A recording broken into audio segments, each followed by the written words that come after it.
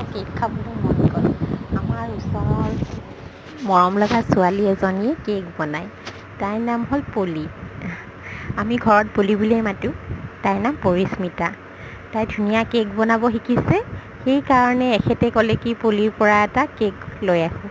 চাওঁ তাই কেনেকুৱানো কেক বনায়।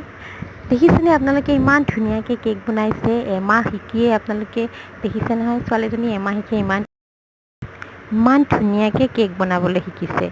এয়া চাওক, এইটো চিম্পুলকৈ বনাইছে। আমি এনেই খাবৰ কাৰণেহে অৰ্ডাৰ দিছিলোঁ।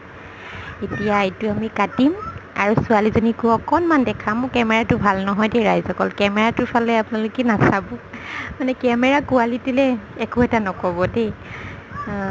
এনেকৈ ভিডিঅ' বনাই আছোঁ। চাওক কিমান দূৰ বনাই যাব পাৰোঁ। আপোনালোকৰ আশীৰ্বাদ সঁহাৰি লাগিব আগবাঢ়ি যাবৰ কাৰণে। কেকটো কাটিব লৈছোঁ। চাওক মৰম লগাকৈ বনাইছে ছোৱালীজনী। আপোনালোকক লাগে যে এইজনী আমাৰ পৰিস্মিতা, তাই অকণ লাজ কৰিছে কেমেৰা আগত ওলাবলৈ। আপোনালোকক লাগে যদি তাইক কণ্টেক্ট কৰিব। আজিলৈ আহিছোঁ। নমস্কাৰ, শুভৰাত্ৰি।